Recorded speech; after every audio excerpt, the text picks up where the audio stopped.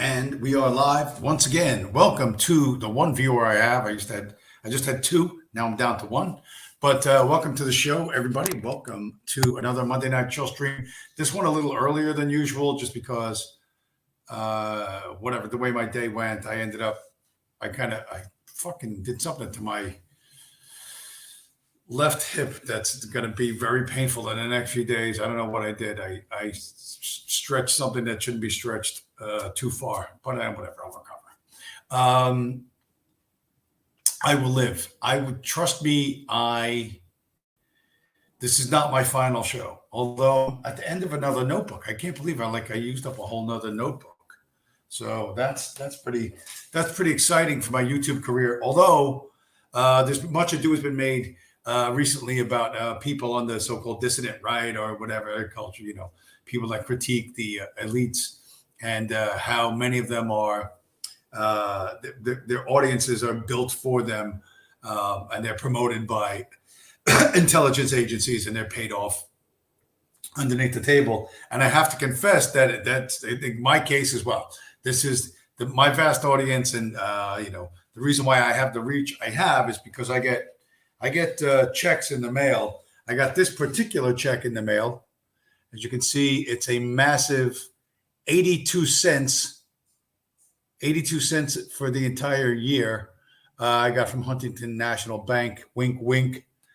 Huntington National Bank, aka CIA headquarters, and this is for settlement. Settlement. What is it? What settlement is it? It's blah blah blah. What does it say? 20-00166- Charlie Victor Whiskey Bravo Papa.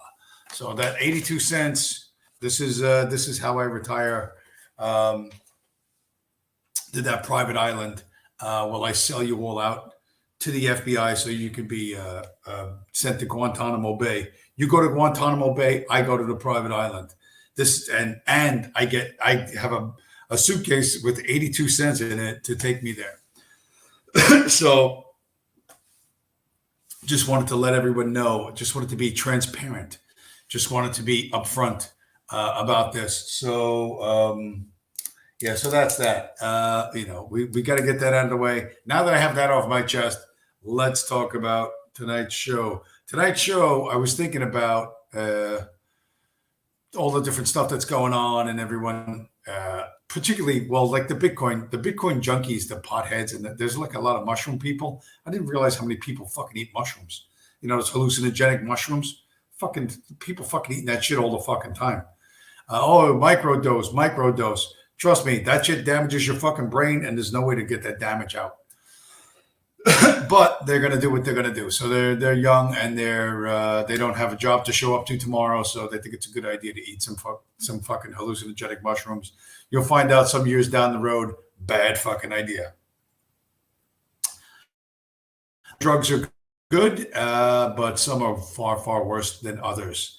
And you really don't want to go smashing your brain in the head with a hammer too often on a chemical basis. Anyway, so all the happenings that are happening, that are going on. I titled tonight's stream 100 Years Together, which is a play on the Alexander Solzhenitsyn book, 200 Years Together, which everybody thinks is full of so-called forbidden knowledge or whatever, but it's really not.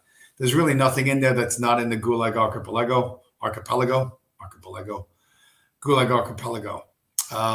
Judas Fly Chai, Duvid is on Luke's. Yes. Luke, who probably took all his dollars and bought the British pound. He probably said, you know what, the British pound is the greatest money ever. And the British pound is, in fact, turns out the British pound is a shit coin. But we will get to that. Welcome, sir. Welcome, Mr. Judas Fly Chai, based Persian Michelin guy, probably my most loyal of subscribers. So thanks for showing up, buddy. So let's show this. You're going to look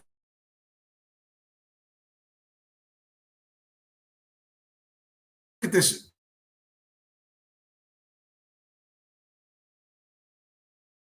And you're going to say, bruh, this is like, this is a boomer tier meme. Where's the meme? Why is it not in it? out of boomer tier memes, out of things that other people would discard and just throw away, thinking that meme's no good. I can milk this fucking thing for like really basically an entire show, right? So as soon as this thing comes up, and I don't know when that's going to be, it's going to be at some point. All right, it's hinting to me, it's implying, it's whispering in my ear that's about to show up. Oh, drum roll, please. Drum roll, please. Here comes the first screen share. And like I said, you think, well, this is just some fucking shitty boomer tier pro-Trump meme. But no, it's not. It is inherently, it is the core of tonight's show. The reason for the, what the fuck, why don't this open up? Oh, this is, listen, if I can't get the bottle of alcohol open, this is going to be a problem. There we go. There are forces allied against me, but I will overcome them. So you've seen this meme before, right? So according to the mainstream media, Biden meeting with Putin is fine. Hillary meeting with Putin is fine. Clinton meeting, right? Chuck Schumer, George Bush, blah, blah, blah, blah. And then the bottom right, you have Trump shaking hands with Putin and, oh, this is the end of the world. And I sat and thought about this because this had got reposted by someone. I don't know how this shit gets in my Twitter feed. The Trump humpers still trying to make that thing work, and it's extremely unlikely to work. But I thought about this. When did Trump become president? Trump became president in 2017. And when did the Bolsheviks take over Russia? Well, in 1917. So that was the 100 years. The 100 years together, in my mind, is Wall Street and Moscow. You know what I mean? The Bolshevik Revolution, the intention of that was to create communism, right? To create a world where people would work for no money. There would be no money. There would be no capitalism. There would be this other form of economics called communism that was never really explained. But essentially, everyone would get up every day, inspired by equality and the love of this perfectly just system of human governance called communism, and they would get up and they would work their asses off all day, every day, and everyone would somehow be equal.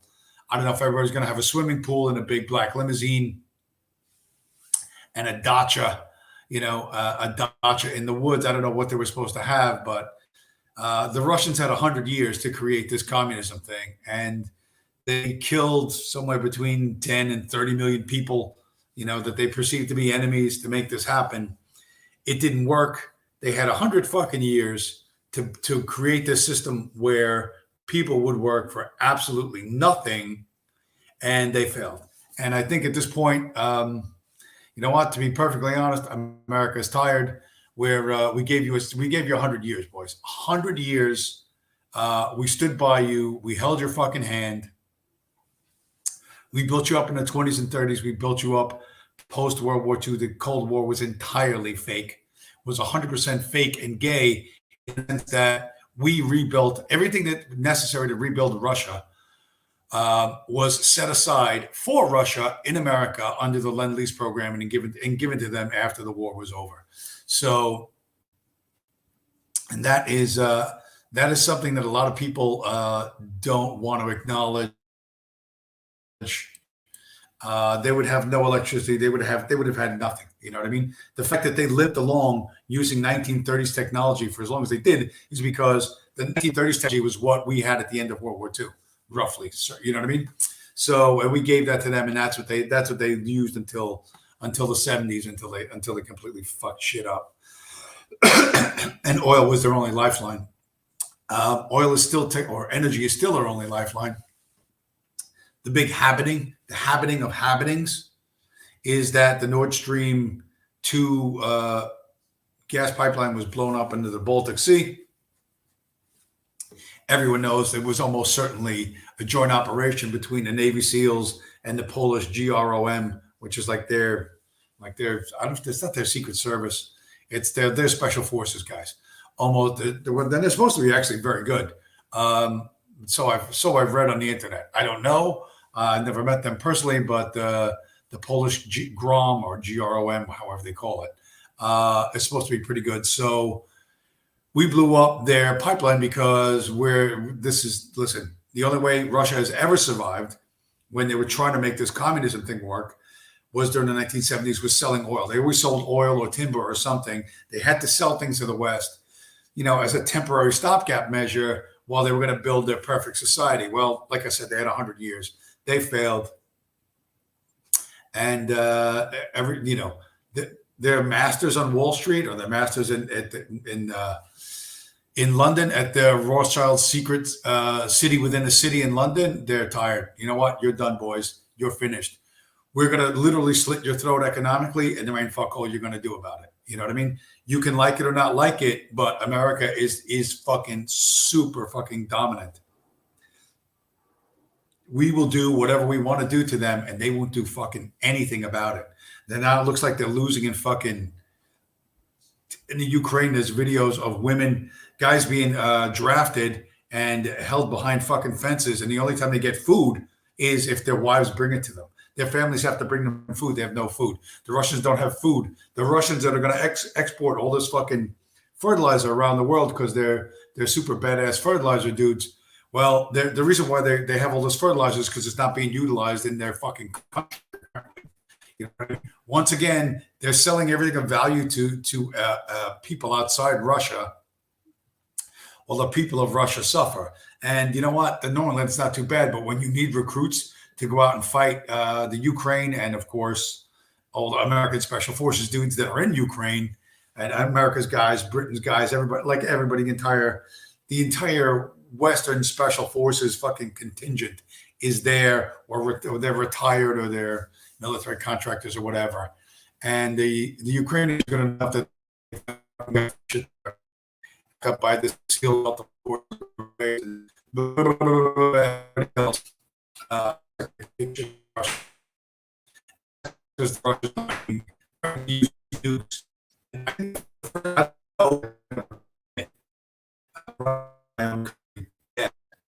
but someday when I run my own country into nuclear power, I'm going to rule of nuclear law. First rule of nuclear, you don't threaten nuclear. But Koreans have never nuke. You just know that if we went up against North Korea, we're going to pop that nuke. You know what I mean? Everybody knows that's going to happen. They shoot bottle rockets into the ocean and scare the Japanese on the regular. Everybody knows, Jong-un doesn't have to say, fat ass, and we're going to see because we know that's going to happen. That the Russians have threatened that seems to me like super fucking weak, like mega super weak, and that's a big tell to me. A lot again, all the stuff is driven by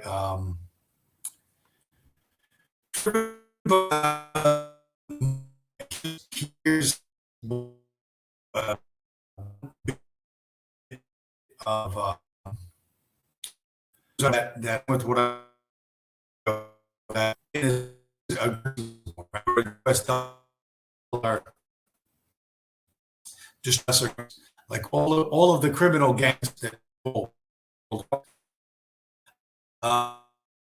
essentially run their country, their own little spot for drugs and corruption and whatever, post extraction, right? Whatever the name and the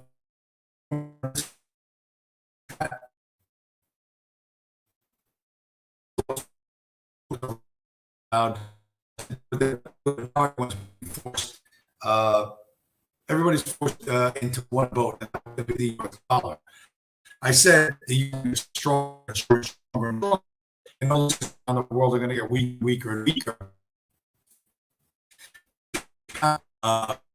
Most I think Britain would go as quickly as it did, but you know what? Britain is definitely and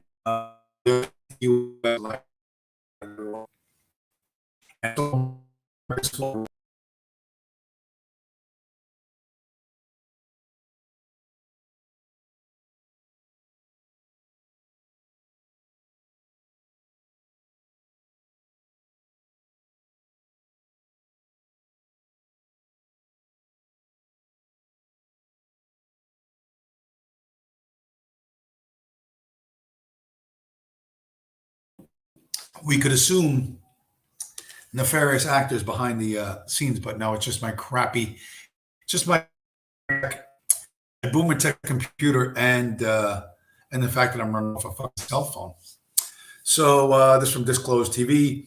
The United Nations has called on the U.S. Federal Reserve and other central banks to halt their interest rate increases, because when the central banks raise interest rate, it makes everyone else it makes borrowing money more expensive.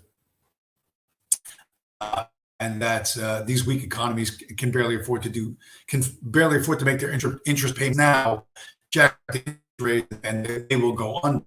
And the entire right? So banks pushing global economy into recession, said the UN agency. It's not a risk. This is what they're doing. They're doing this on purpose. You know what I mean? They're going to break all of these little small economies and then gobble up anything good that's inside them. This is the plan. War by other means. We don't have the soldiers to send everywhere, but if we can just break your economy, destroy your government, you'll be desperate and you'll give us whatever we want. We'll be able to just go in and take it. You know what I mean?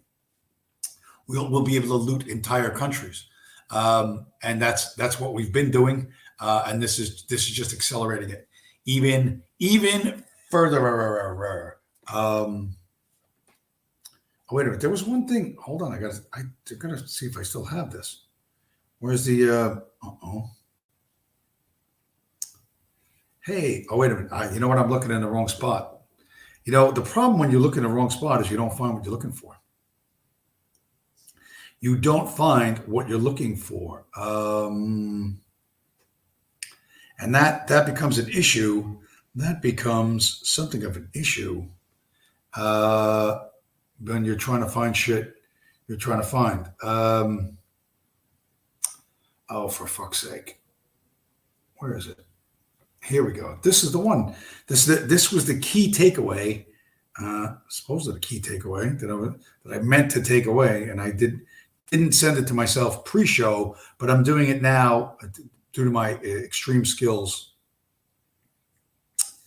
mid-show. That shows just what level of skill and ability I have. By the way, tonight I'm wearing my bought the Euro Tourist T-shirt, which I bought near some pile of rocks over in Greece. Where's this guy? This is like Hercules. He's killing like 3 dudes over here. Well, this guy's running away. Actually, he's turning away. He's running away. And then this guy down here, he's falling down and he's dying. So this is the kind of thing you want to remember in life. And this is it ties right in with America. You don't want to be America's friend because America's like Hercules. America can't lose right now. Like literally can't lose. So like, and he always wins. Why does he always win? Because he's fucking Hercules. If you're Hercules' best pal, you're probably going to die. Like, you know what I mean? Like, no, there's no stories of Hercules and then him and his buddy went on to the next adventure. It's just he goes on to the next adventure. He's the lucky guy. You're the unlucky guy. So in life, you want to make sure you're not super close to the guy who's like super lucky, because you might be that, that NPC, that non-player character, that special guest star who doesn't live to the end of the episode. Just a little word to the wise. You know what I mean? If that guy's a superstar, you might want to watch out, because you might end up as this dude down here who's dying, even though he was like, I can't miss. I'm right alongside Hercules. Hercules is going to make it. That doesn't mean you're going to make it. So keep that in mind in life. That just because you're best friends with someone you think can't lose, that doesn't. Maybe they can't lose, but you probably can't lose. BQ, hola, welcome to the show. So, where's my this is the critical thing with now that and this is the one I wanted to show. This is the one I wanted to show because why would you go and do that? Why would you just now I don't want to save it to photos, you fucking shithead. Oh, it just won't do. I don't even have the excuse. Like, have the excuse of why this is not working right. I don't have the excuse that I've been drinking. I had literally one fucking sip. It's not even that's terrible. I don't know. It's just Boomer Tech, and remember, we're running this off a 10-year-old Android smartphone. But with the huge check that I got from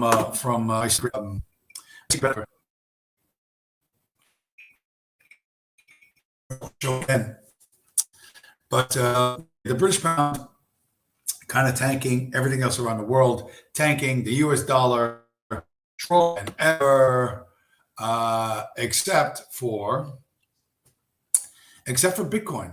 The New York Times, which, let's admit, it's just basically it's the house organ for communism, right? I mean, it's always been a communist rag. It's always been the protector and defender of communism, has noticed that currencies around the world are tumbling, except for Bitcoin. The points I make about Bitcoin not being controlled by any individual or group of individuals, not being subject to the ordinary human manipulations and frailties, that New York Times has seemed to notice that as well. And if the New York Times has stumbled across this, you might think that it's kind of big, because the New York Times is not known for its subtlety at all. When was it? When was this story? September 27th of this year. So we'll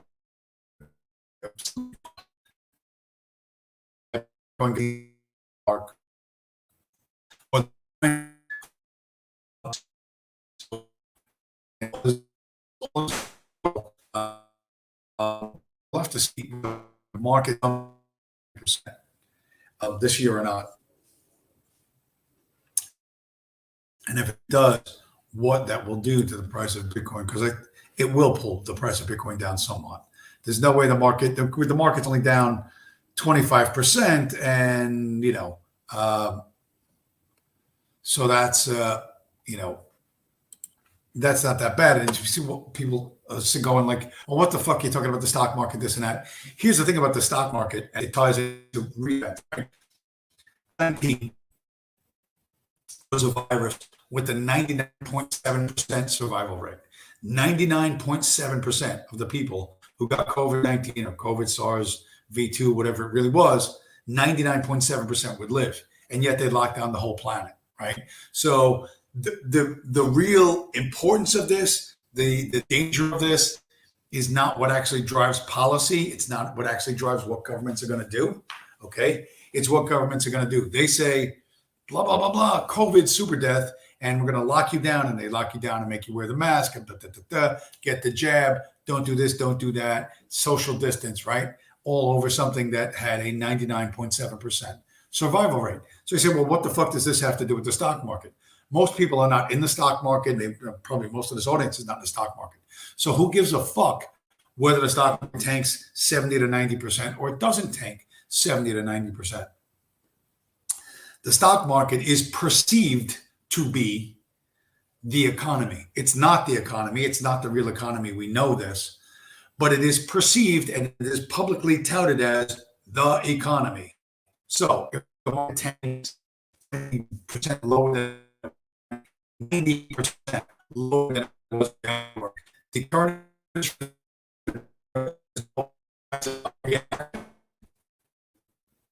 that's going to require decisions that are more money, more programs, inflation reduction, another one, more money is going to give you like all this policy, and you out in the stock market. Yeah. Okay. This thing that really only a tiny slice of America will drive a number of government issues in America, and you will comply or else. You know what I mean? Or they'll take the money from you and tax you, whatever you do, and you'll have no say in it. So just like COVID, which really was not able to anyone except elderly people with fucking diabetes and young kids with asthma, you know what I mean? Children with asthma, two tiny little slices of the human population. That this thing was a two, but they locked the whole fucking planet down. And just like the U.S. stock market, which very few people are involved in, right? It will drive policy because once the market crashes, the economy's dead, and we have to do X, Y, and Z. Chris Alton, Mr. Everything's an Exit Scheme, is here. Welcome, Chris Alton. I hope you can make sure you can find the exit from the chat, because you don't want to get locked in here, stuck with the chat message that you cannot unload. So to be strategic, goal. Strategical goal. Okay. Where are we at? Where's what do we got? What do we got? Got so many fucking things. So many things. But I was talking about BlackRock. No, I was talking about the Brits. But the Brits, who are pissed off at everyone because everything sucks in England right now. Their queen just happened to die around the same time their money died. People will definitely draw parallels between that, and it's just a coincidence. That is legitimately a coincidence, because money's been dying for a while. But the British pound, which the British government or the banks are going to have to buy back their own bonds or whatever the fuck, like, they're in trouble, and they don't know what to do. But luckily, the Bank of England bailed out BlackRock. BlackRock, which is private, what do they call it? Private equity. Larry Fink, a member of the tribe, is the current CEO of BlackRock, and BlackRock is probably as kosher can get. I mean, especially at the top. But the Bank of England made sure the first fucking thing they did was to bail out BlackRock, right? Because BlackRock is probably almost certainly directly tied to the U.S. Federal Reserve. It's probably going to get most of their fucking money. Everyone in England going to suffer for as long as they need to suffer, as much as they need to suffer. But BlackRock will not be injured. Well, they will not lose any money. They will be made whole on any investments that they may have had. Yeah, Chris Holton, listen, the fact that I'm roboting again is because I'm running the fucking thing off of my phone. Now I'm not roboting. I can see when my signal dies over, like for me up here. It's doing it again. What if I shut off the camera? If I shut off the camera and I save bandwidth, what if I did that? Well, I don't know if that'll help. But then nobody gets to see me. Oh man, that's terrible. That is terrible. So the type of gaslighting and the type of this might work better. The audio might be better, and maybe we could just do screen shares from here, and then it'll work. Then it'll work, and we won't have the roboting issues. We won't have the issues with which my voice feels like it's always fucking going now. No matter what. Yeah, I'll just stay here as the little avatar guy, and I don't have to keep the camera on, and maybe we'll get better performance. We'll squeeze more performance out of this very, very limited platform. So the gaslighting you on everything, something as basic as a house. Why are houses so expensive right now? Blame remote work, not COVID, not the shutdown, right? That's COVID. You know what I mean? You had to work from home because of COVID. Why did COVID make you work from home? Because the government said you have to stay 6 feet apart, and you can't come into the office. You know what I mean? And don't ride the subway or whatever. So yeah, it's this is just gaslighting. Your standard gaslighting, right? The reason why you're homeless is because other people, high-tech workers can work from home or some shit like that. And does anybody buy this? Probably not. But if they just keep putting shit out like this long enough, it will distract you from some ugly realities. So where's and the ugly reality is the economy is about to get way fucking worse.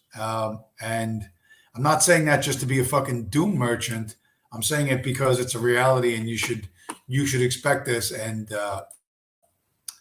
at least I don't know, guard against it psychologically. You know what I mean? Don't let this come as a fucking surprise to you. Or uh, understand that you have to prepare for this. You know what I mean? You're going to have to deal with this, and the people around you who are not prepared and don't want to believe this. Those people are going to be freaking out, and you're going to have to deal with that. You're going to have to bite your tongue and be more patient with them. So what do we got? Amazon to close 4 of its 5 U.S. call centers. That's 80%, 80%. Shifts to work from home after closing 44 warehouses and halting construction on 7 office towers. That's Amazon, and nobody's got more money than Jeff Bezos.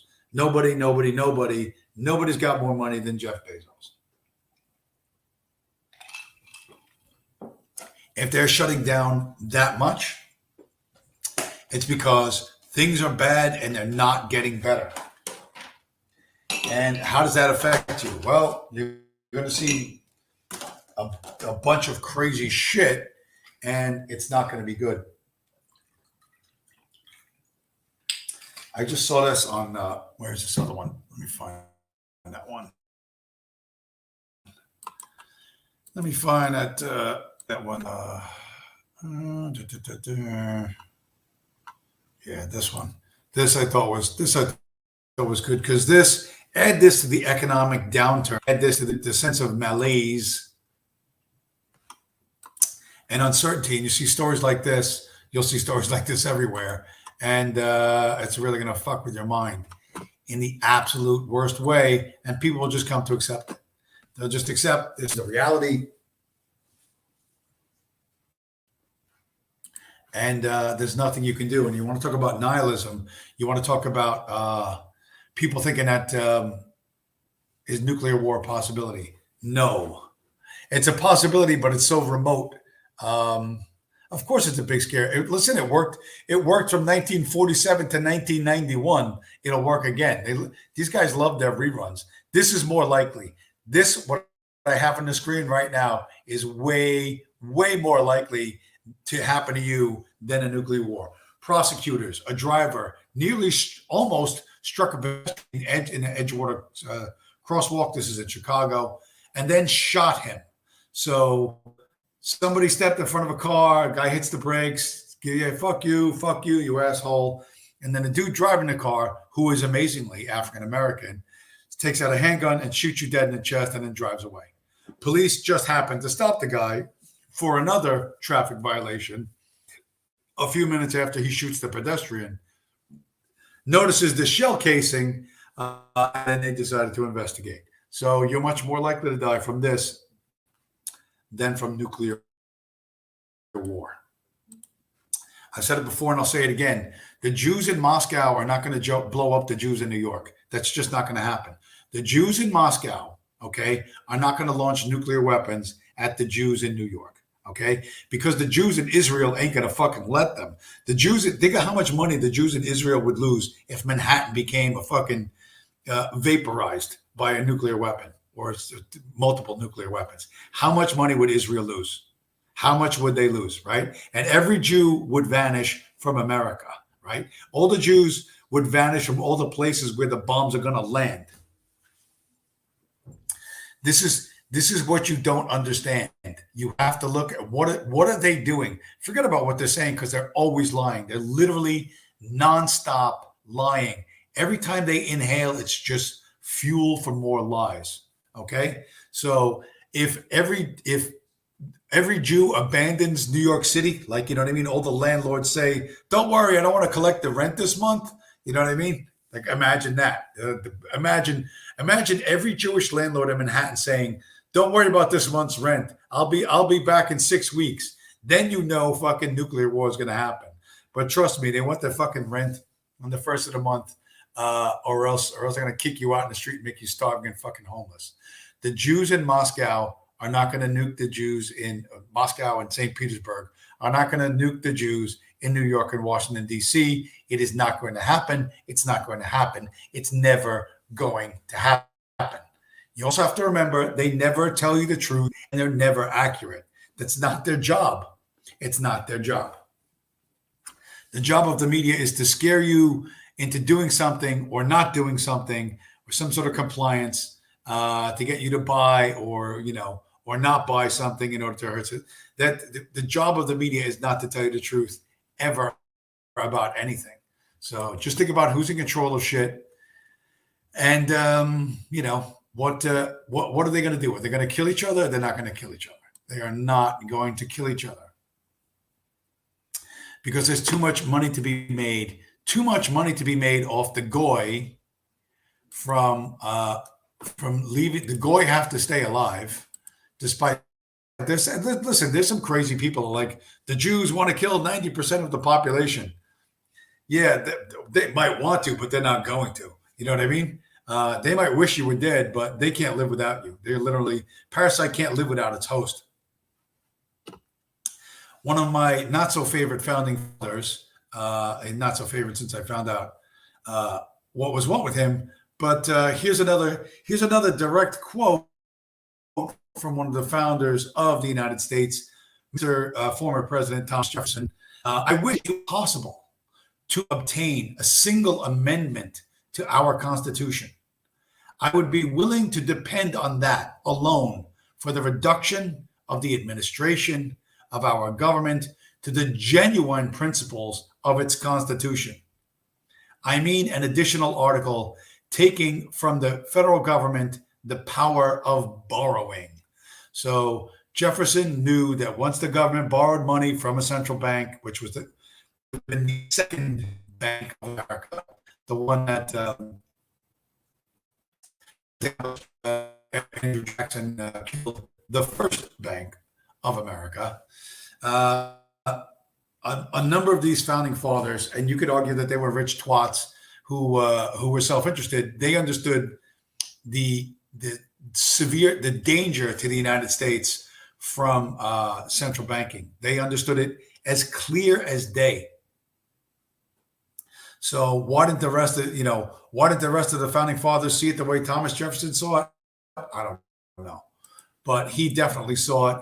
There are a number of people who have seen this again and again and again, time and time again in the last couple hundred years, except the geniuses on Twitter who and the dissident right, who are very certain that the reason why things happen is not because people aren't motivated by money. They're motivated by the love of monarchy or some sense that we all speak the same language and we all want to wear the same fucking costume to the same fucking party or some stupid shit like that. People are motivated by fucking money, and money talks and bullshit walks. It's not just for fat guys driving Lincoln Town cars around Brooklyn and Chicago. You know what I mean? It's for people much, much bigger than that, heads of state. And the games are more, they can be more complex and longer term than you think, but the basic principles are the same principles. VQ, but still the mulatto revolution is inevitable. I have no idea what that means. If basketball Americans threaten the supply lines of the elites in this country, they will be put down so fucking fast and make your head spin.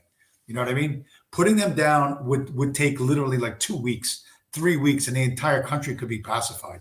Just because it hasn't been done yet doesn't mean it can't be done. It's just not in the interest of the people running the show to do it. Okay, when it's in their interest to put them down, they will put them down. Okay, the entire the entire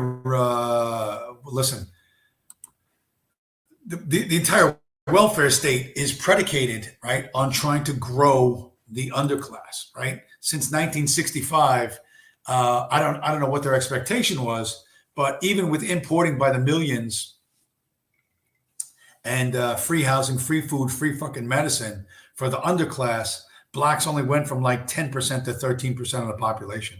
In 5 decades, they haven't even increased that much. So because they kill themselves and they die, so they die off really fast, which I guess is why they got to bring in mestizos. But yeah, this this idea that there's going to be a revolution and then, listen, will you get blamed for shit? Of course. If you're a likely victim, you're going to get shot dead. Like that dude shot that guy in fucking in traffic. It isn't that he had a deep and well thought out hatred of white people. It's just he's pissed. You look like a likely victim. This is going to be easy for him, so you die. That's the world works on a predator-prey dynamic. It doesn't work on all this complex bullshit that you fucking fill your mind with. You fill your mind with all this complex bullshit because you can't deal with the fucking reality of how the world really fucking works. You're incapable of doing that. That's why all this dumb stuff where somebody on fucking Twitter puts one picture of one fat girl who's on Xanax, or you know what I mean, who with lunatic eyes, and says, "Well, this is the woman you have to marry." What? Like this is all of the American women. This is all of the women in America. They're all fat Xanax popping mud sharks or some shit like that. No, they aren't. But you think they are because Twitter told you are, because it's an easy thing to fucking believe. You know what I mean? And it gets you out of the position of where you have to go out and actually, I don't know, get married and have kids and raise a family. You get to give up before you even try. You know what I mean? Even though you're probably not in a poor economic circumstance. You know what I mean? You are probably not in a. Oh wait, I don't know. I meant to show that. You're probably not. You probably have more material wealth than average, because people with more material wealth than average love this type of fucking complexity and these really long, complex fucking explanations of really simple shit.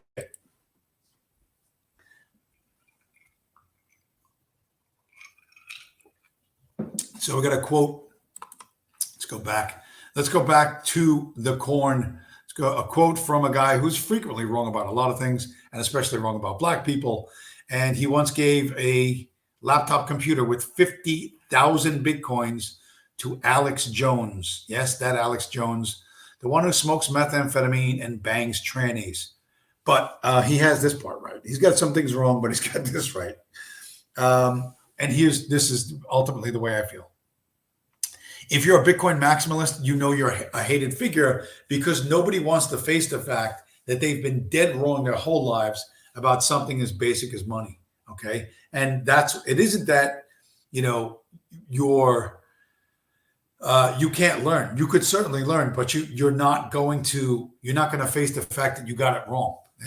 The emotional turmoil you're going to have when you're ashamed. Oh, how did you miss this? It's so fucking obvious. Trad Dad, what's up? Welcome to the show. Perfect timing. You are wrong about CBDCs. Although they're going to try them. And Bitcoin is the only thing that they can't fuck with. Where was that? Oh, was that other one I wanted to show you? Where was that other one I wanted to show you? This one. This one, if you notice, in the world of crypto, in the world of alternative money, the New York Times has noticed that Bitcoin has not fallen against the dollar significantly like the British pound has, which is real money. The British pound is real money, not like that fake internet money that's only for terrorists and drug dealers. But the things you can tell about the media are what kind of lie are they telling you, and why would they want to convince you of that lie? That's kind of a useful way, first off, to remember everything they say is a lie.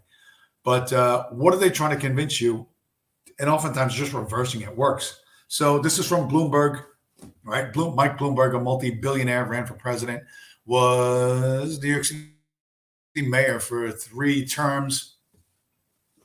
From Bloomberg Business, Bitcoin is as damaging to the climate as farming cattle or burning gasoline, and its carbon footprint is growing. This is from 29 September 2022. And when you get lost because you're not grounded and clear.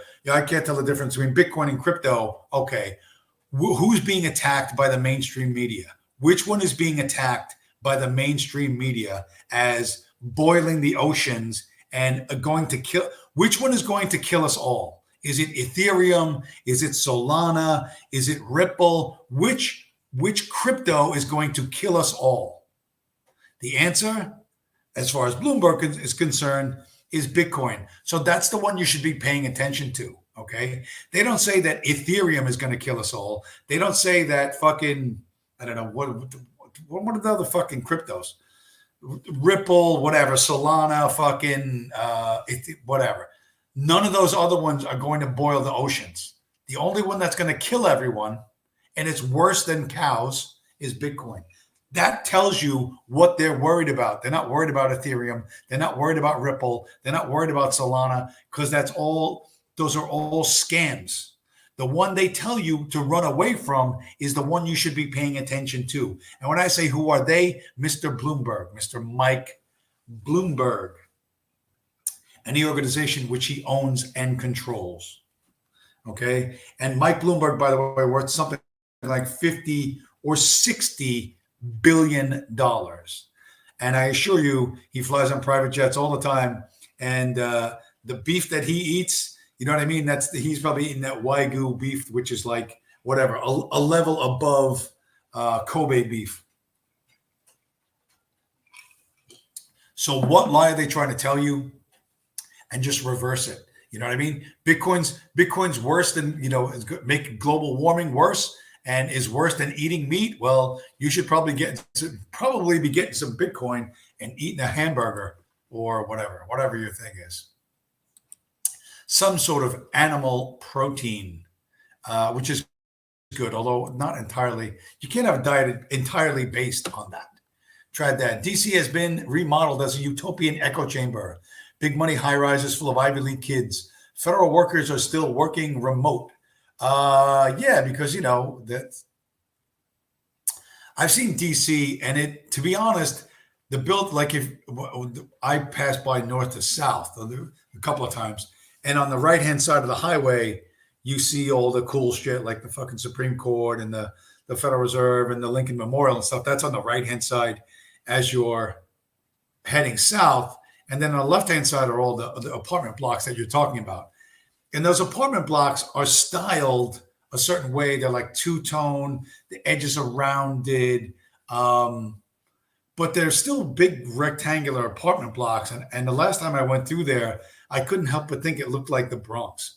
Like the same buildings as the Bronx, just more stylish, probably obviously bigger apartments and nicer interiors. But if you ever drive through the Bronx and you see these giant fucking horrible apartment blocks, you know what I mean? With that brutalist architecture, you know what I mean? Like 40 stories high and whatever, 20 apartments wide, just a big, gigantic, ugly rectangle. Washington, D.C. looks like that, just more stylish on the outside. You know what I mean? But I couldn't shake the feeling that when I looked to my left, the last time I was driving south through D.C., that it kind of looked like the Bronx. It kind of looked like certain parts of the Bronx. And that was kind of a weird thing. It was kind of a weird realization. You know what I mean? You say, well, I just noticed a similarity in the architecture, but, similarity in the architecture also implies a similarity in their lifestyle. You know what I mean? Obviously, the Ivy League kids making six figures as doing those fucking those jobs where they get a warm towel as soon as they walk in the lobby of the you know what I mean, like those videos on Twitter where the woman, she comes into work and they hand her like a warm towel to moisten her face out of like with the hand of like with tongs, and then she has a glass of mango juice.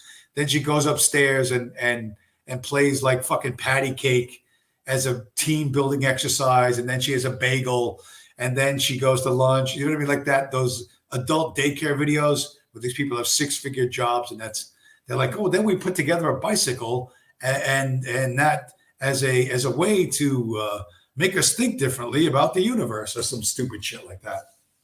they're going to do what they're going to do. That dilettante class, that lives in that perfect bubble, they're going to do what they're going to do. A lot of them in DC, probably. But, I'm not going to worry about them.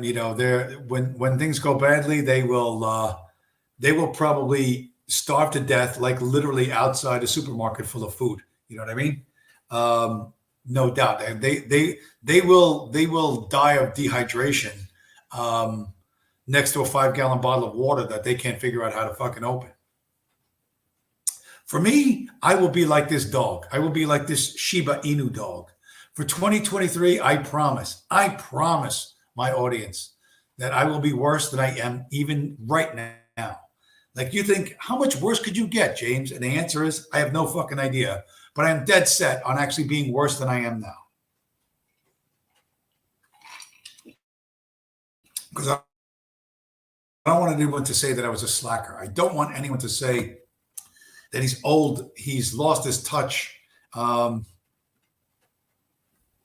He's not quite what he used to be. You know what I mean? I had said on Twitter, and it's true, by the way, all you democracy haters, just throwing it out there for you democracy haters. And there's a lot of democracy haters out there, and you may be moments away from actually overthrowing democracy and reinstalling a king.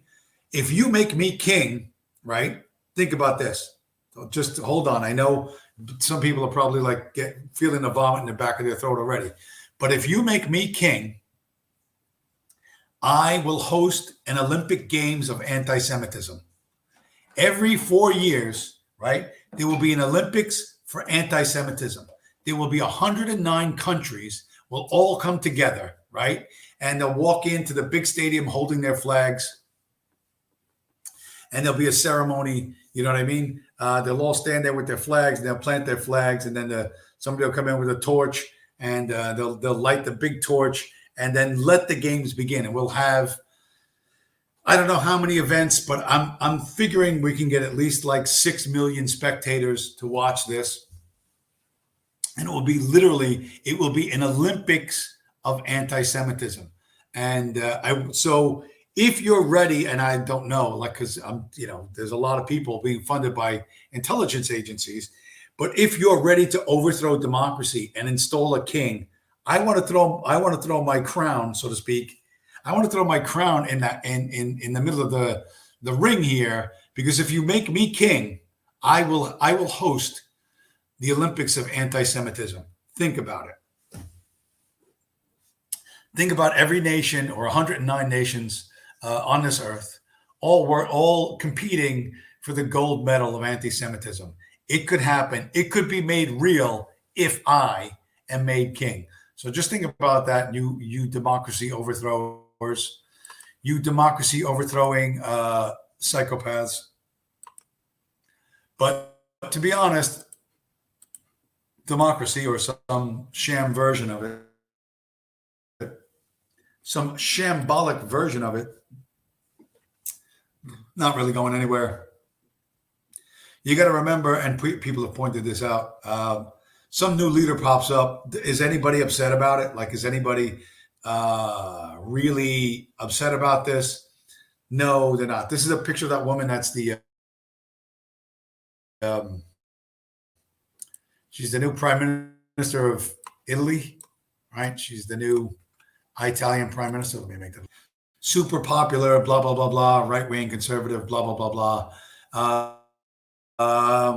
What she's saying here, I believe that the existence of Israel is vital, and I will make every effort to invest in greater cooperation between our countries. So now Italy, the purpose of the Italian nation is to cooperate with Israel. So let's make a populist candidate. Let's make a Trump, right? She's blonde. She's whatever. She says a bunch of dumb shit. And the Italian people eat it up. They gobble it up, just the way the Americans gobbled up Donald Trump. You know what I mean? And one of the things I learned about my recent trip, by the way, let me bring up again my recent trip to the continent of Europe. But European normies are just like American normies. They're they're just more ethnic this way or that way. But normies are fucking normies. No, people are not hip to this. They're not going to see this. They just aren't. Trad Dead in the chat. Finance, industry, federal departments, agencies, law firms, lobbies, and NGOs. There's a huge network of bureaucracy in DC alone that these college kids get plugged right into. Oh, of course. You know what I mean? Of course that happens. What do you think? There's some legal decision. You know what I mean? Some federal judge does some weirdo fucking legal decision. And you think, why would he do that? He's like 89 years old. You know, like you can't even bribe the guy. I mean, maybe he wants money, but the truth is he probably wants his grandkids to have, you know, an easy life. So, you know, federal judge issues this injunction to stop Trump from doing this or stop something that they want stopped.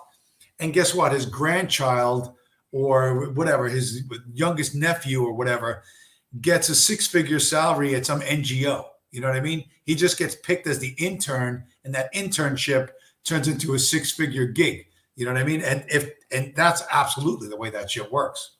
It's just magically, you know, the son or the grandson of somebody with federal power who exercises it on behalf of the fucking regime.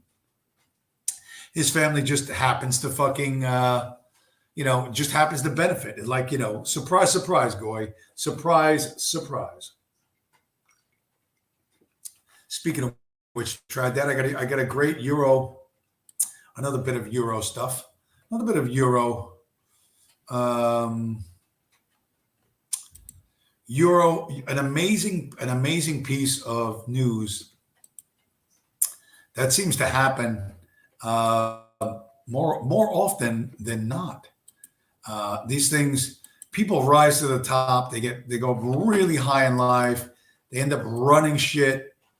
They become the man, the pivotal thing, the key element of some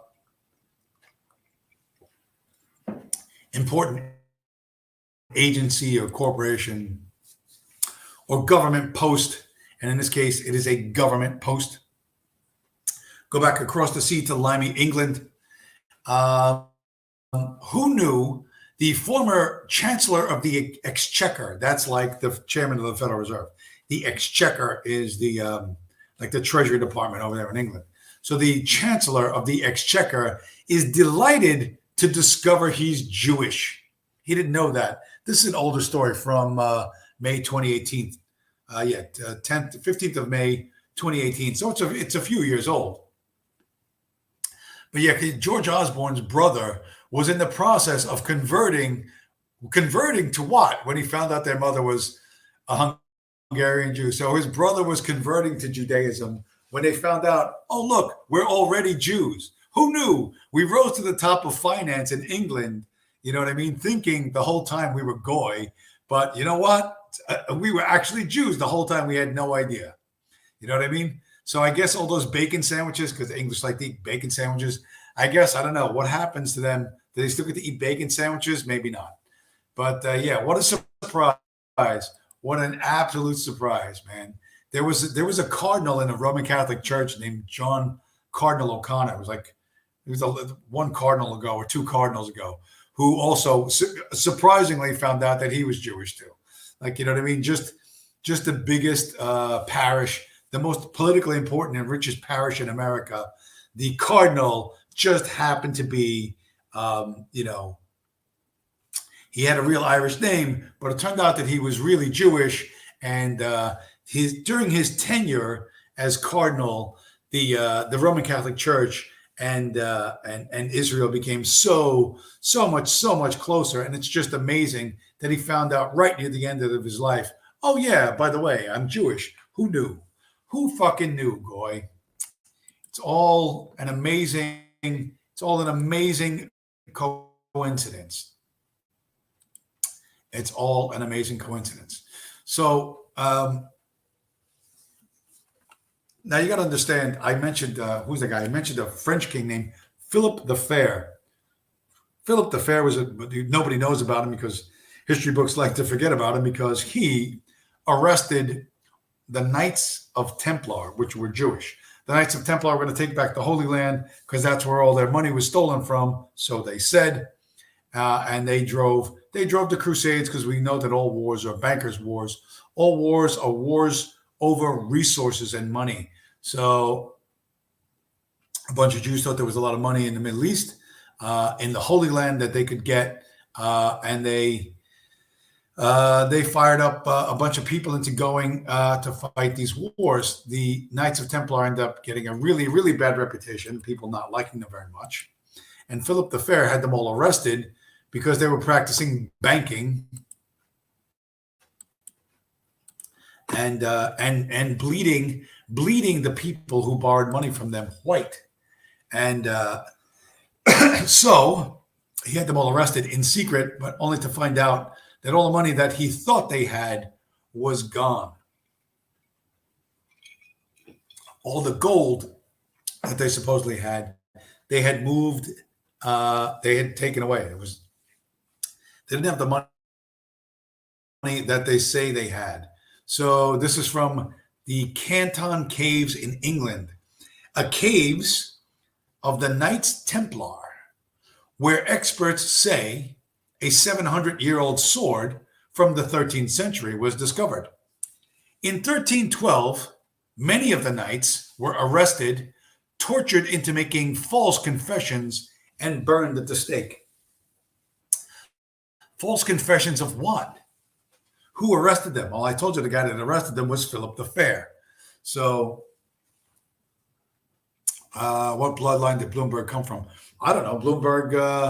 Bloomberg made a fortune selling information about the stock market that was 15 minutes old. You know what I mean? And somehow he had this terminal, this like DOS-based computer that just gave you stock prices of what the market did 15 minutes ago and charged a monthly fee for it, and convinced everyone they needed to have a Bloomberg terminal. You know what I mean? For what? I don't know. To tell you what happened 20 minutes ago in the stock market, you need to know what's going to happen 20 minutes from now. But whatever. I don't know. He's I don't know. I don't follow that shit. Listen, I don't get deep into this bloodline and family, this and that. That again, that's all way more complicated than it needs to be. What is the incentive for people to behave this way or that way? I don't need to know this shit, this fucking, I point out that the Knights Templar were tortured into false confessions. Well, who did that? The church, supposedly the Spanish church did that to Jews.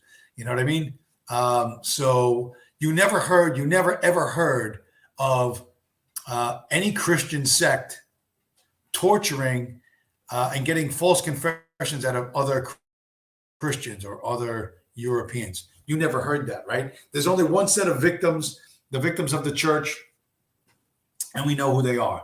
They're the people, they're the Bloomberg people. So if the Knights Templar were tortured and, phony confessions were tortured out of them, what does that imply that they were, right? I said last week that they were Jews. You know what? I said they're Jews because they were Jews. That's why I said that. I'm not saying it just to say. And again, dudes, don't make this more complicated than it needs to be. You know what I mean? You want to research somebody? Research Philip the Fair. You know what I mean? And that was probably like the last time somebody actually had an attempt to fight back against these dudes. But ultimately, it didn't work out. Trad Dad, Fed money flows big regardless of how broke America is. 10 cranes up in my work site alone. Yeah, I believe it. Absolutely believe it. Because the federal government gets its money from the taxation of America. You know what I mean? So they borrow money in our name and then tax us to pay for it. So, and they'll print as much as they need for as long as they need. I said the US dollar will dominate every other currency on the planet. Every other weaker currency, which is representative of a smaller, less successful criminal government, will fail before the US dollar fails. That the dollar is going to gobble up everything. The dollar is going gangbusters over every currency on the planet Earth. Russia, the Russian pop in the Russian ruble the last year or so, since the war, is temporary. Russia has never done anything to create a strong internal economy. You know what I mean? Russia's entire economy from the communist days was sell shit that we have to the West, in order to try and catch up. They're at least 75 years behind in everything, and that's where they're going to stay. That's where they're going to stay. We blew up their pipeline, and they ain't going to do fuck all about it. You know what I mean? When the pipeline's more important, like Turkey knocked one of their fighter jets out of the sky a couple of years back, and they didn't do shit to Turkey. You know what I mean? And Turkey doesn't even have nukes. You know what I mean? You say, well, it's a fighter plane, and who cares? Like a fighter pilot dies, whatever. You know what I mean? Like it's just one family, grieving, so nobody gives a shit. Whereas the pipeline, there's a lot of wealthy small hats in Russia that are making money off that pipeline. I don't think anybody. You could talk blah blah blah, bloodline this, blah blah blah, bloodline that, but every oligarch, every billionaire in Russia is Jewish. I defy you to find a Russian billionaire that's not Jewish. You know what I mean? No, nobody would even look, because if you make that list, well, once again, you're going to commit suicide by shooting yourself in the back of the head twice, and then throwing yourself off a building. But the ones in America control Russia, and Russia's finished. Russia's looking absolutely finished. They may drag the war out a little longer, but winter's coming. You know what I mean? And winter in Europe is going to be bad. Winter in Russia is going to be worse. You just aren't going to see it because they're not going to show it. You know what I mean? The Russians aren't going to show how bad it is. But if the Russian soldiers need to have their wives come and bring them fucking food because they got called up as reservists and literally there's no food for them. If there's no food for them, what kind of weapons are they going to have? You know what I mean? How are they going to fight Ukrainian guys and Western mercenaries? You know what I mean? If they literally don't have food in their bellies. The same socialists of the 1930s built DC and New York. New York was already pretty built in 1930. Check Ben shot out in federal lobbies, approved difference today as he tore down the ghettos, shipped the blacks out, and built condos for the newest Shavos class. Whatever. Yeah, because because there was no Gibbs back then. You kick the blacks out because they don't. They can't generate any income. Africa never had money. You know what I mean? Prior to white men coming to Africa, or actually Muslims, they had no economic system. They had no economy whatsoever. That's an important distinction. They had no manner of exchanging value between each other. You know what I mean? Other than gives me that. You know what I mean? Smash the guy, take his shit, take his wife, take his whatever. Although they didn't have much in their huts. You know what I mean?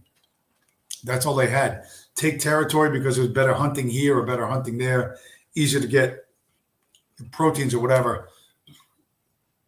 But they had no economy. The idea of money, of something they exchange for value, they just didn't have. You know what I mean? Even the American Indians, or the Native Americans, or whatever you want to call them, they had wampum. They had shiny beads. They had something. They would trade a beaver pelt for a fucking stone axe or some shit like that. You know what I mean? They had a rudimentary system of exchange. The Africans never had that. You know what I mean? And to this day, they still can't figure it out. Shit just appears like magic on the shelf, and then they take it. You know what I mean? They give you the EBT card, which is white people paying for shit, or they just walk out. And what are you going to do about it? What are you going to do, Whitey? You ain't doing nothing. But now there's a bureaucratic state, the civil rights movement, welfare SNAP, EBT, all of that stuff. The city of Chicago just gave 12 weeks paid leave to any man or woman who has a kid in Chicago. Black people are literally not going to work. How many kids do black dudes have? Every black guy's got like 6 kids, and now he's going to have 6 more because all he has to do, you know what I mean? Just knock LaQuisha up, and then he gets 12 weeks off with pay. And what are you going to say to him? You know what I mean? Even if he just says, I just had my baby mama just had a kid. I'd give me the next 3 months off with pay. The city of Chicago is going to have to do it. If they say you're gay, you didn't even have sex with that woman, you're a racist. You can't say that.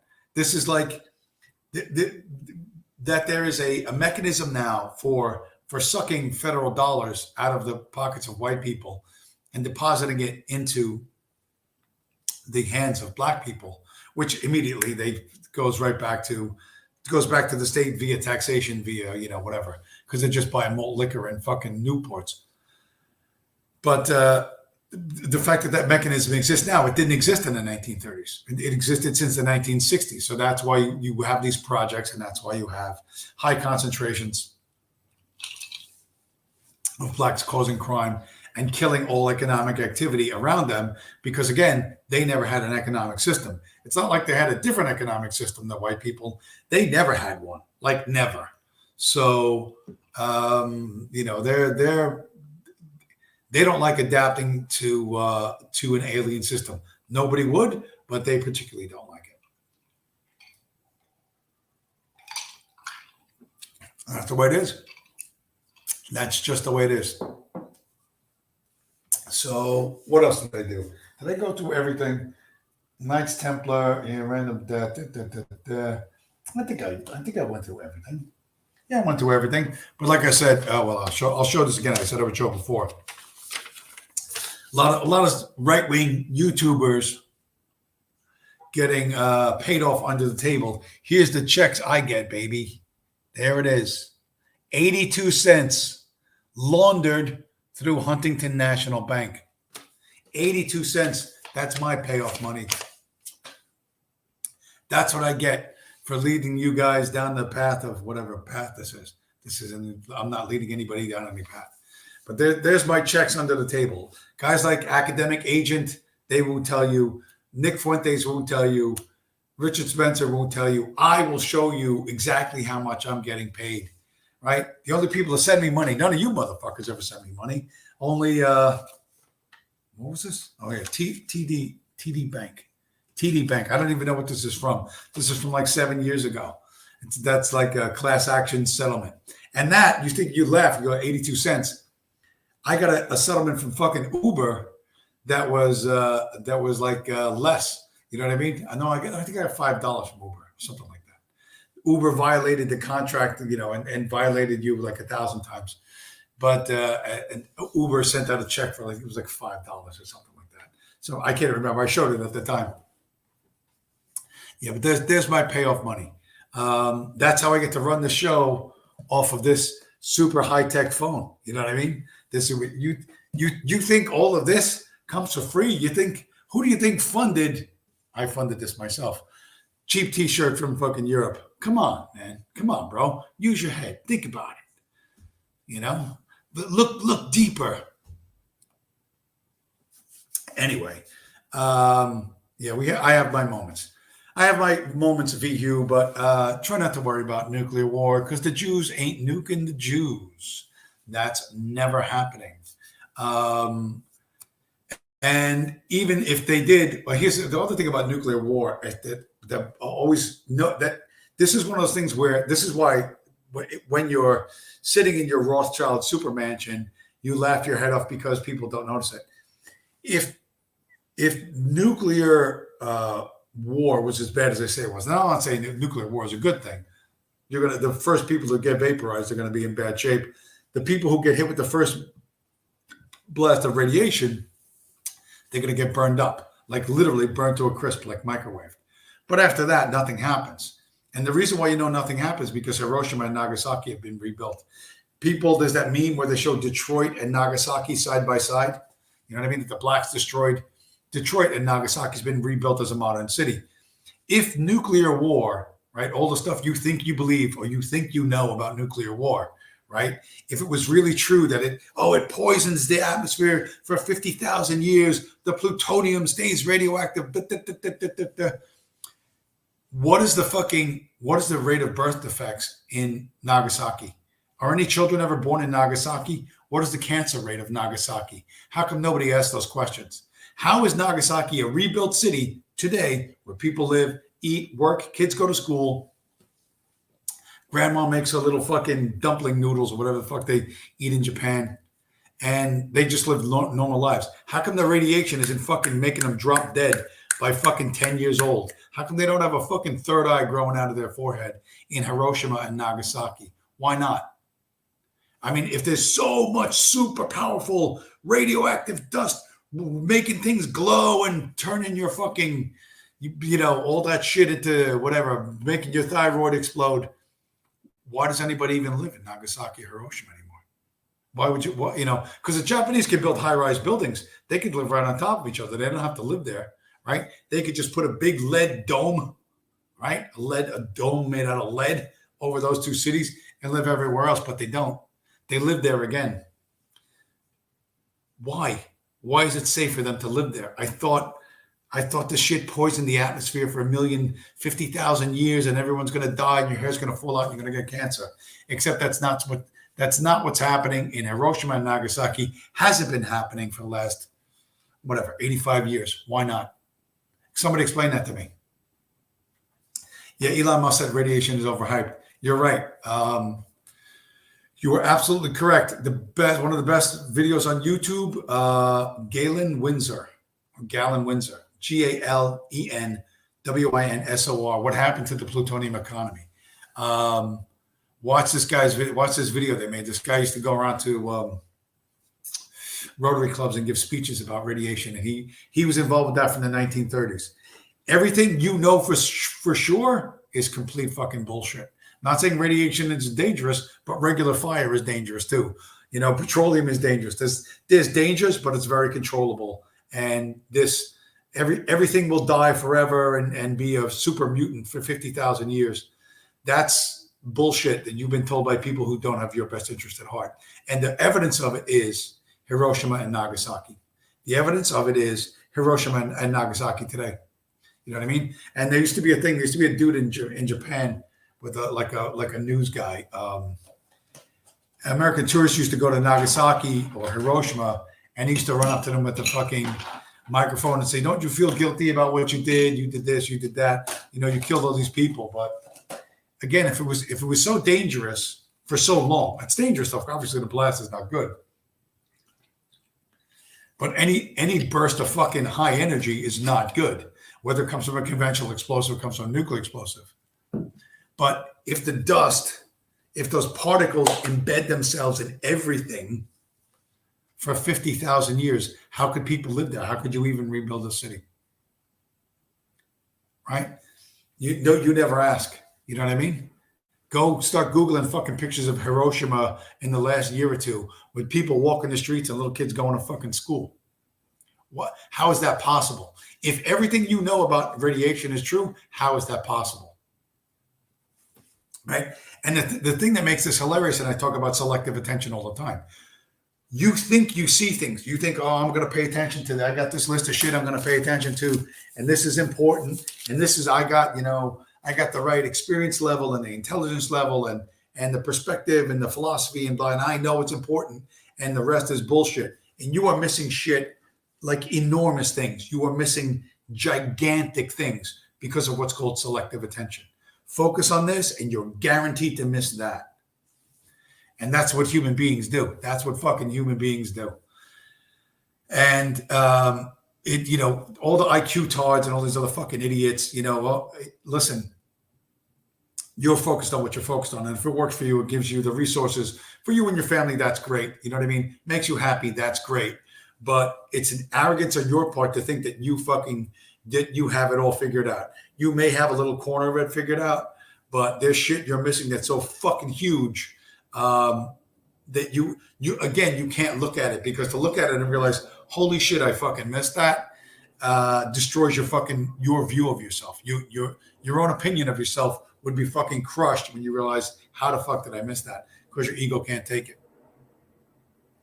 But go ahead, take a look at Hiroshima Food Festival 2021 or something like that, or 2022, and look at the pictures of people eating fucking whatever the fuck they eat over there. What do they eat? Steamed sticky buns or whatever the fuck, right? That's just a normal city, right? How could that be? If it's a super radioactive wasteland where everyone's going to die of cancer in 9 fucking minutes, how could people still be living there? You don't ask that question. And you don't demand an answer to that question, because people go, "Oh, you're fucking crazy." You're not crazy. You know what I mean? How is that possible? How is it possible? You know what I mean? But no, you know what I mean? And then you have all those whacks. And I don't know if they're legit whacks or if it's fucking feds saying like nuclear bombs don't exist or all kind of crazy shit. The earth is flat, people are all those fucking nutbags. But if they can keep they can keep you pinned to that weirdo little thing. You know what I mean? Like some questions are useful and they lead you to logical conclusions, and other ones are retarded, right? So yeah, there's no nuclear war. That's hype. That's pure fear porn. You know what I mean? And if that's how you feel alive. That's how you feel alive, right? Like adrenaline pumps.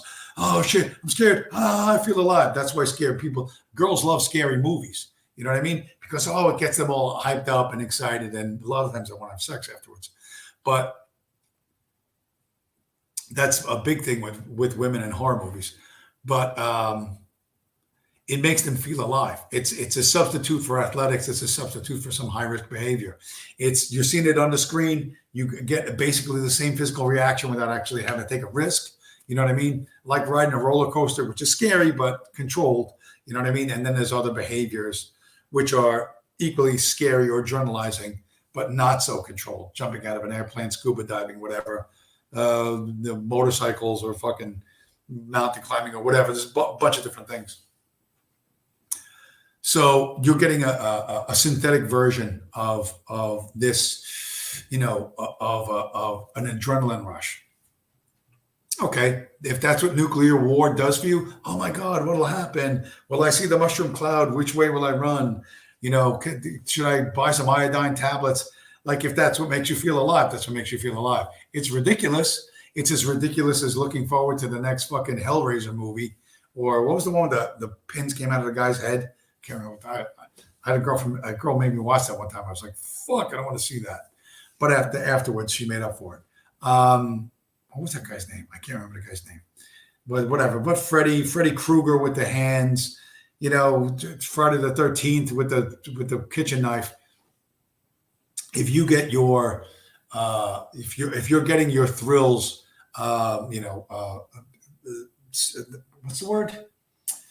Vicariously, right? You're getting a vicarious thrill by watching this shit, or you get a vicarious thrill, an adrenaline dump, a sense of excitement, thinking, oh my God, there's going to be a giant mushroom crowd that's going to kill everyone.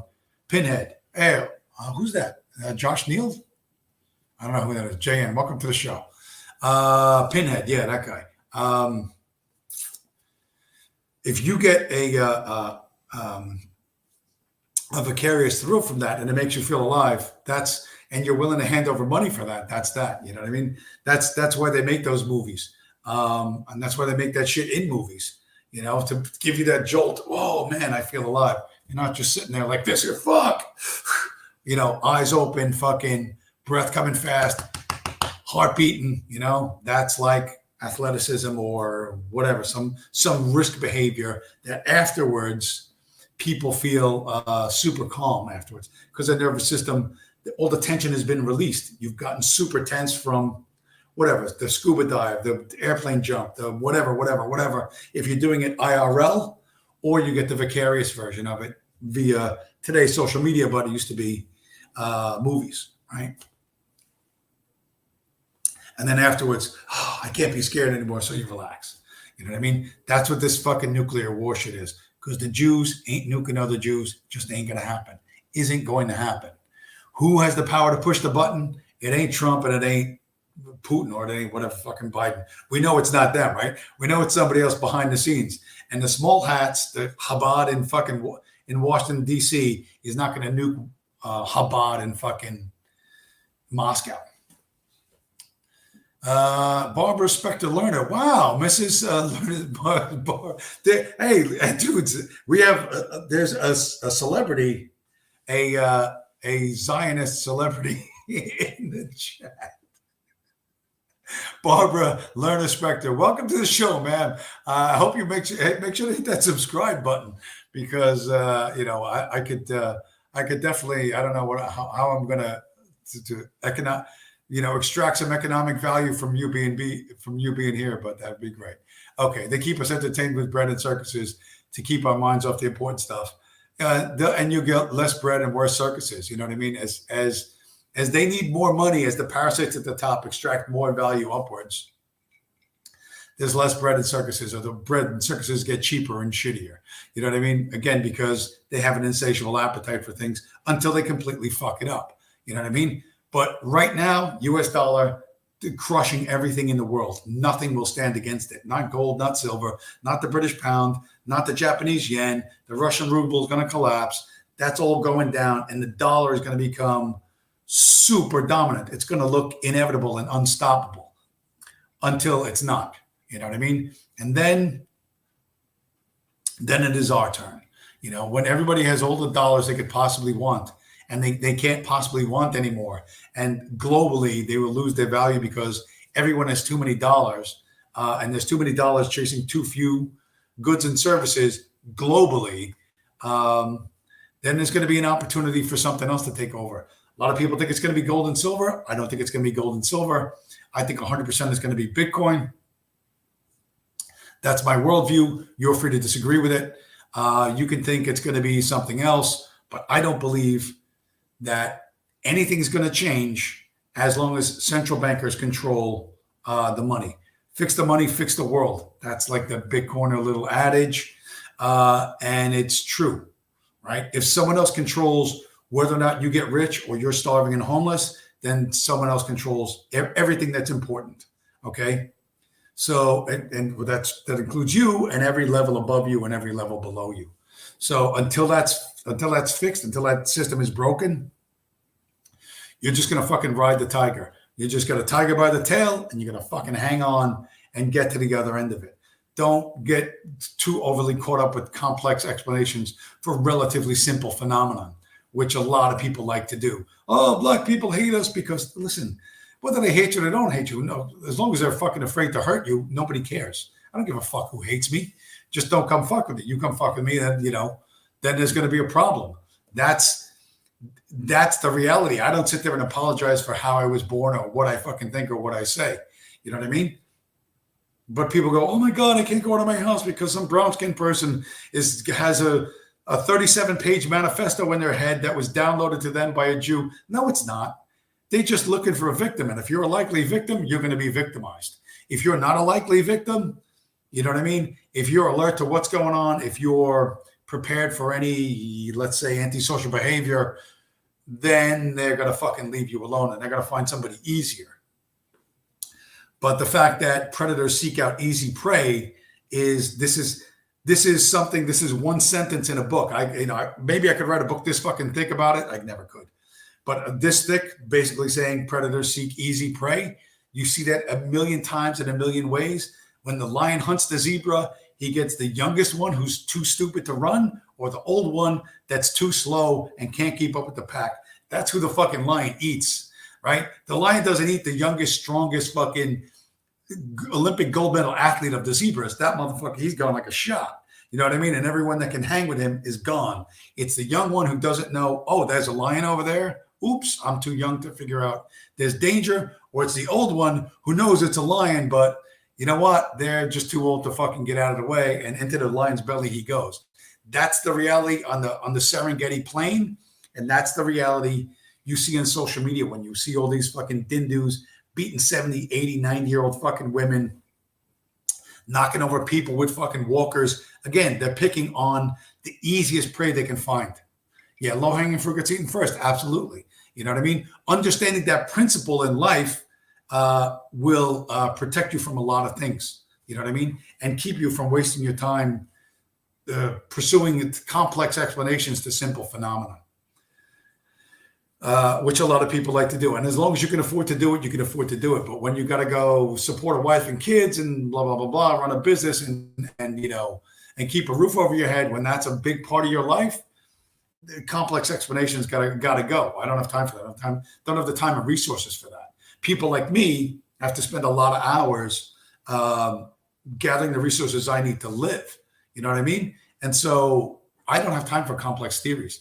If your lifestyle is primarily provided to you by others, value created by others, then you can sit on your dreaming couch and look at the subtly nuanced neo-reactionary, proto-fucking Hegelian, whatever the fuck. Like this is how you think is a good way to occupy your time. You know what I mean? and you'll look for complex explanations for simple fucking things. And you can afford that. And it seems like a good idea to you.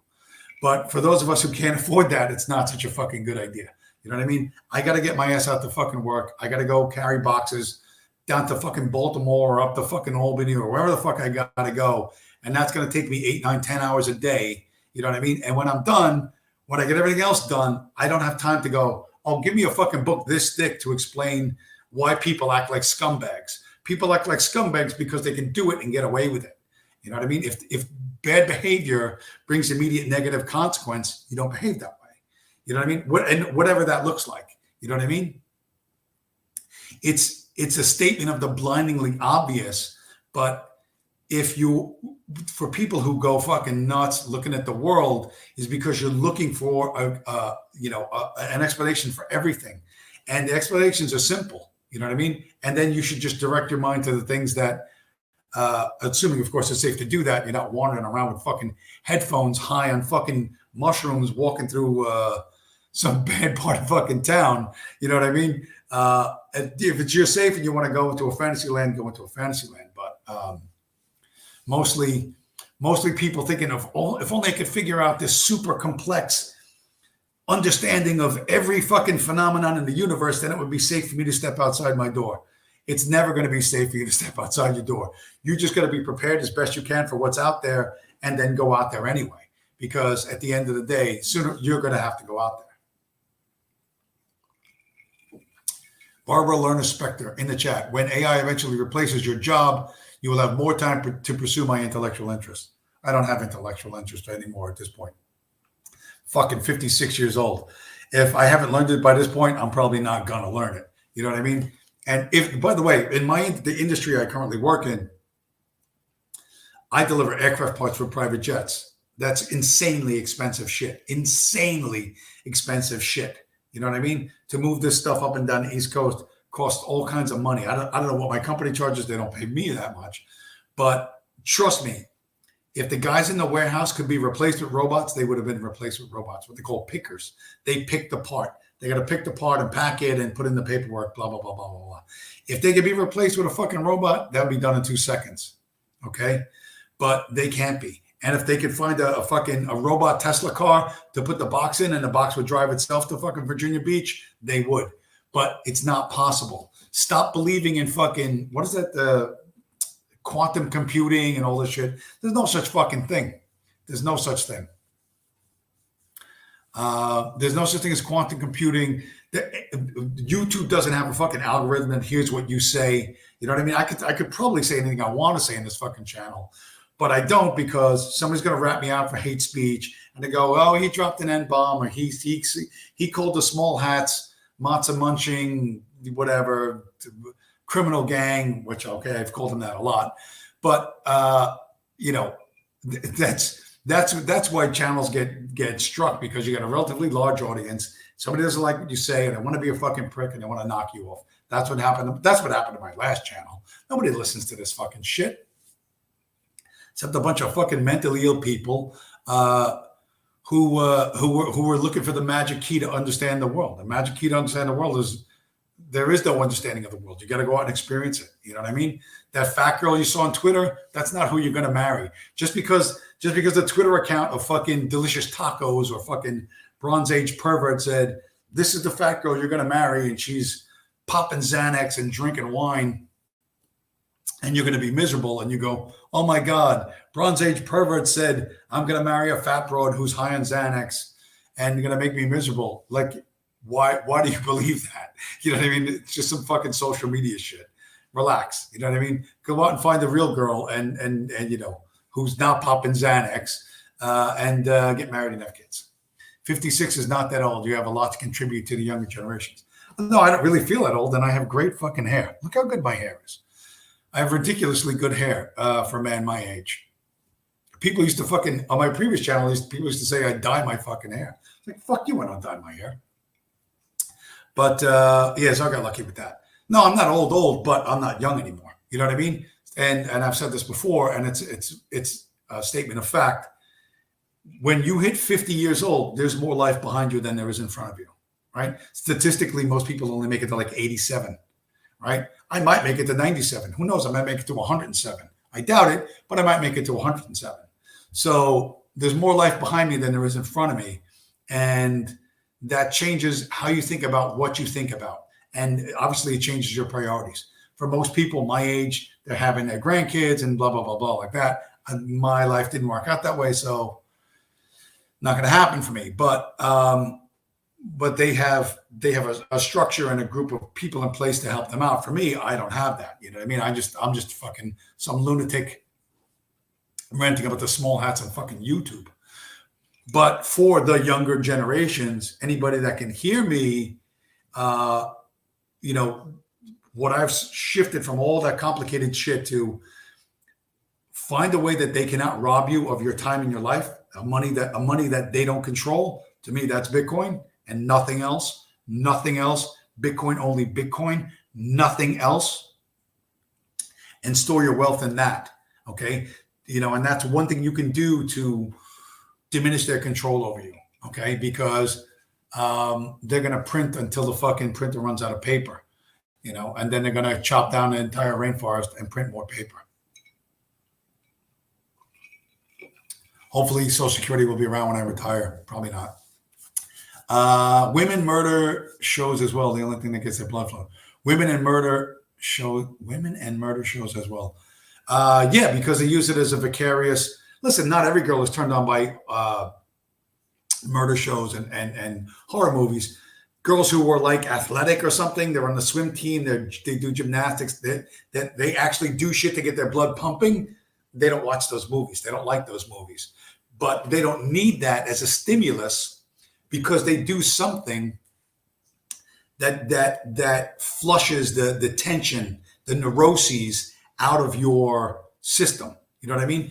The reason why people say, all the lift bros, well, the lift bros are correct in this regard, in that forcing your central nervous system to do a hard task against, lifting weights against gravity, okay, burns up all the excess energy. You're less neurotic. You're not sitting there worried like this, because you did curls or presses or whatever the fuck you did, you burned up all of that nervous energy. And as a byproduct, instead of having a drug addiction, you have stronger muscles, harder bones, higher VO2 max, et cetera, et cetera, et cetera. Okay. There's positive consequences to doing that. So you're doing it correctly.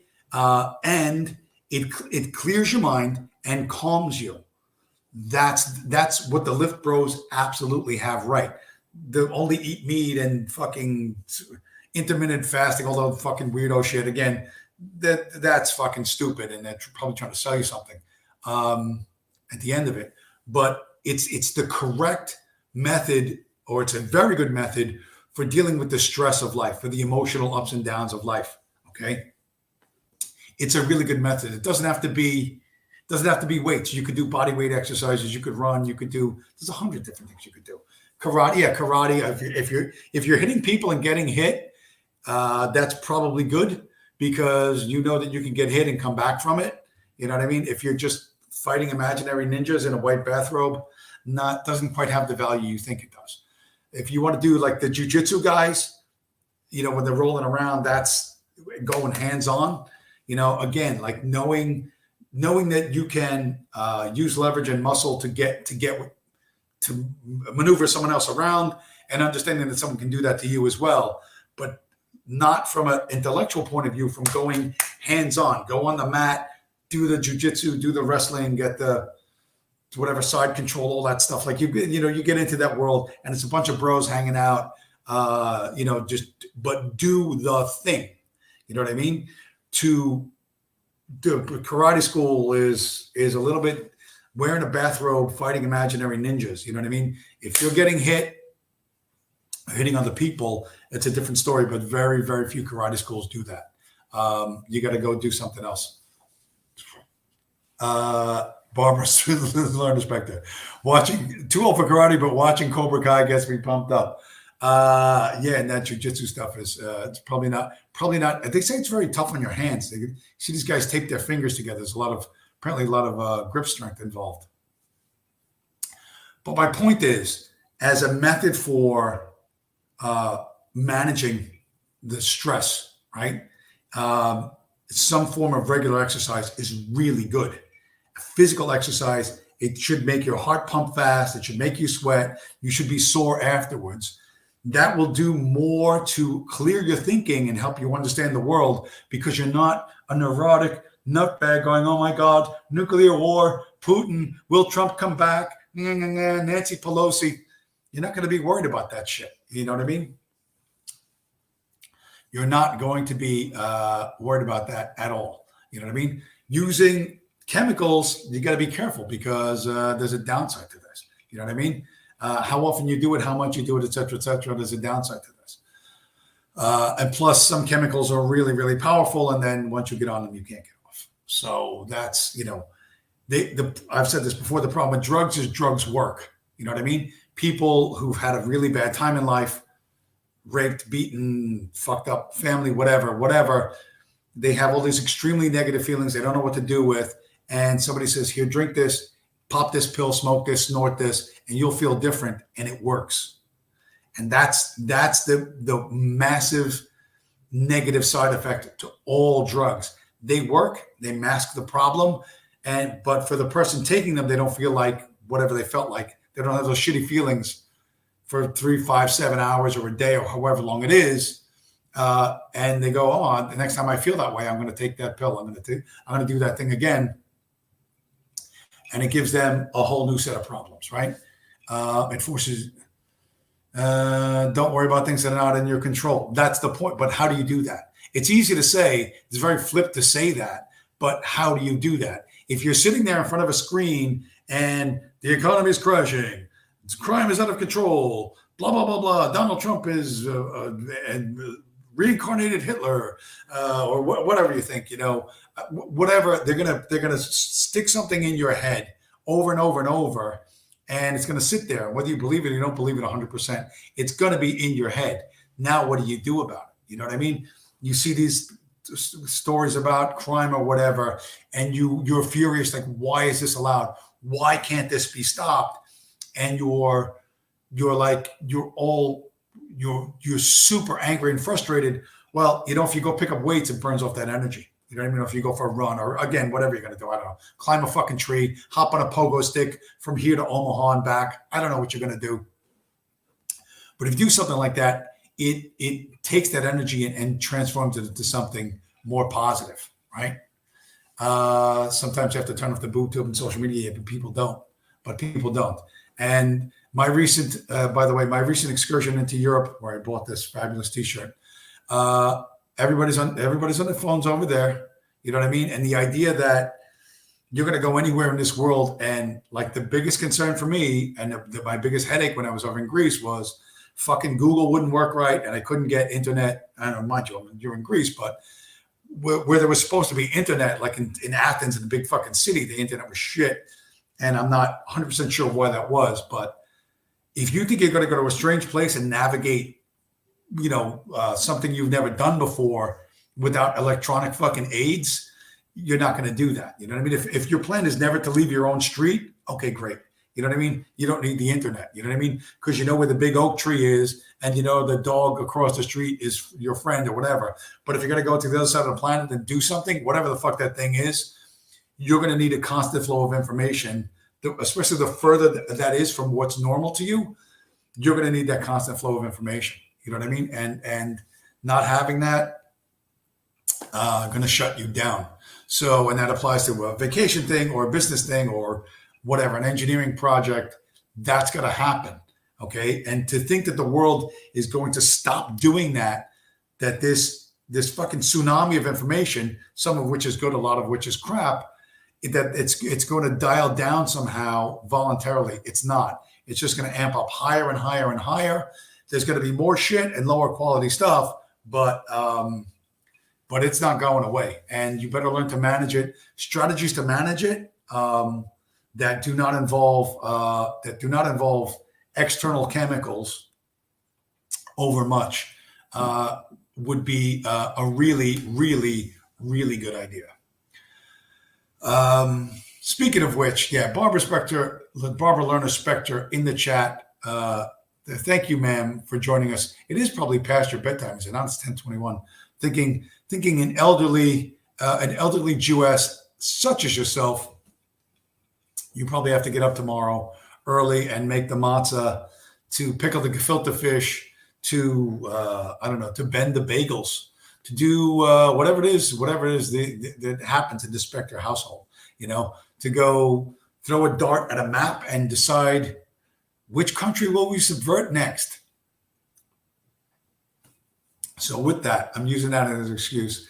I'm going to use that as an excuse to bail out on you guys. It's almost 2 hours running straight. That's a ton of content based off one crappy fucking boomer meme about Trump meeting Putin, which I showed at the beginning of this broadcast.